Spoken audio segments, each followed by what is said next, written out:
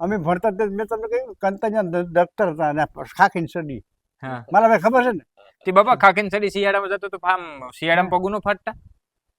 અડધા જેવો હોય શું પગું પડે નહીં આ થોડું દૂધ પડે છે ત્યાં નહીં ઘેર ઘેર સાથ હતી હા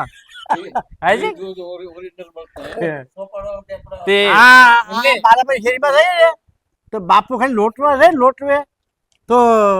એટલું માખણ થાય ને અટાણે બાપુ લોટવે જાય તો થાય બાપુ માખણ. એનું જ થઈ ગયા અટાણે માણા મેરે નથી હે બાપા માખણ લોટ જ બંધ થઈ ગયો અટાણે માણા મેરે નથી બાપા